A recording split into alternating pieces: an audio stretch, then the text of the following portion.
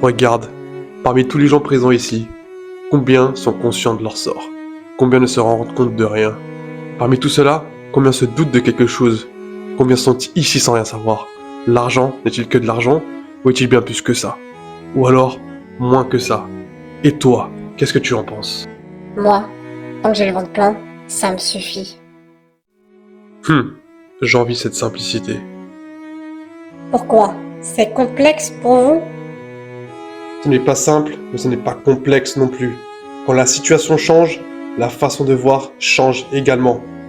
L'argent, quelle chose étrange. Pourtant, si on résume, d'après moi, c'est le moyen d'être connecté à ce monde. Un moyen unique et sans égal. Il en est sûrement de même pour tous, mais peu de gens s'en aperçoivent. Les individus qui comprennent son fonctionnement sont encore moins nombreux. On vit à une époque où scroller fait partie de nos tâches quotidiennes. Est-ce que c'est bien? Est-ce que c'est mal? Je n'ai pas la réponse à cette question aujourd'hui. Mais je suis sûr d'une chose, la monnaie la plus recherchée aujourd'hui, de nos jours, c'est l'attention et non l'argent.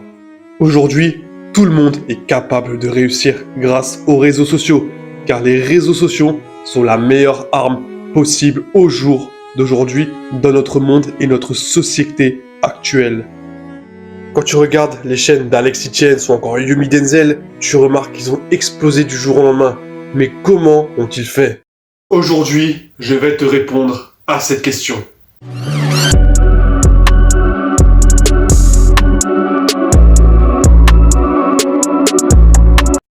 Si tu ne le savais pas, lorsque tu te lances dans les réseaux sociaux, il y a deux types de relations qui s'enclenchent.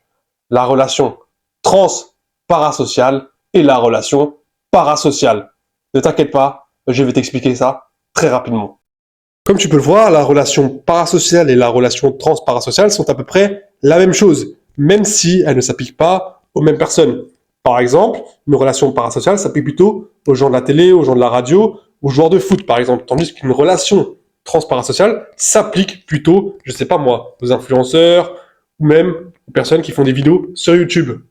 Mais souvent, la plus grosse différence, c'est que dans la relation parasociale, tu n'as aucune réciprocité avec les personnes qui sont dans la relation. Tandis que dans une relation transparasociale, tu as une très grande collectivité de réciprocité, surtout par la personne qui pense que cette relation existe, c'est-à-dire la personne qui regarde un YouTuber par exemple. Par exemple, je suis sûr que beaucoup de personnes se rappellent de la pause de Mastu. C'est là que tu remarques que dans une relation transparasociale, souvent, les gens se pensent réciproques envers la personne. Je vous vois venir, vous allez me dire, oui, mais Mickaël, où tu veux en venir? Eh bien, on y arrive directement. En fait, en sachant cela, tu peux voir qu'il y a une très grande stratégie qui peut s'impliquer pour dépasser les 10 000 euros par mois. Et je vais te la montrer directement. La relation trans-parasociale te permet, comme tu sais, que la plupart des entrepreneurs créent du contenu sur les réseaux sociaux. Si tu ne le fais pas, tu seras mort et enterré parce que ton business n'aura aucune visibilité.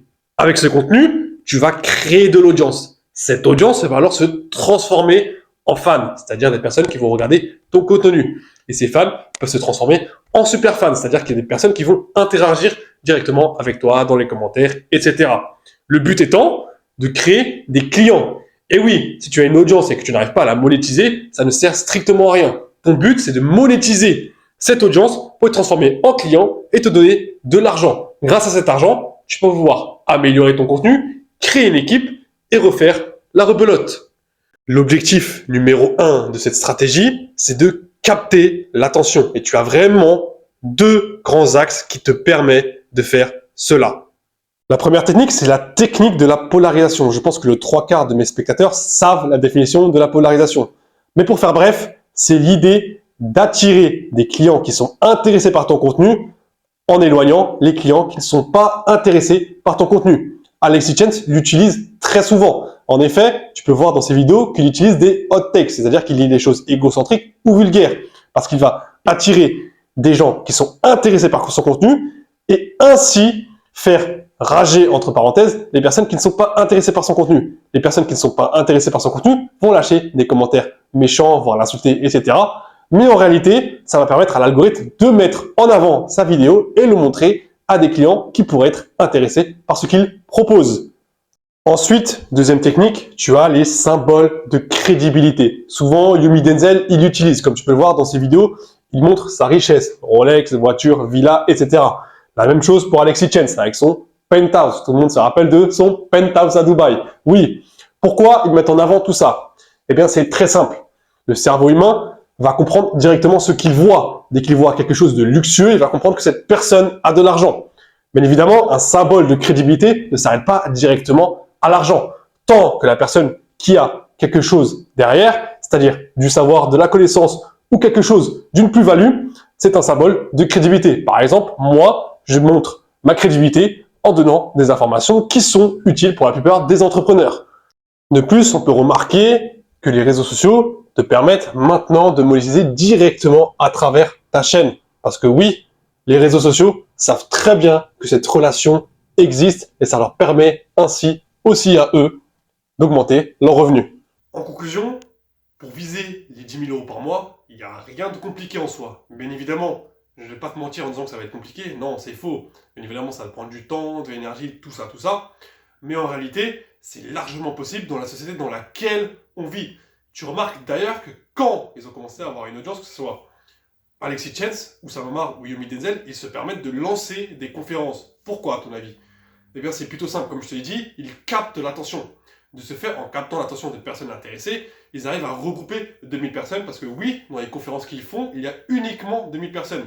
Dans ces 2000 personnes, imaginons, ils vendent une formation à 1500 € et que 100 personnes l'achètent. Tu fais le chiffre, tu as atteint une très grosse somme. Et oui, c'est aussi simple que ça. La seule monnaie que tu dois viser aujourd'hui, c'est l'attention. Merci à tous d'avoir suivi cette vidéo jusqu'à la fin. On se retrouve pour la prochaine vidéo.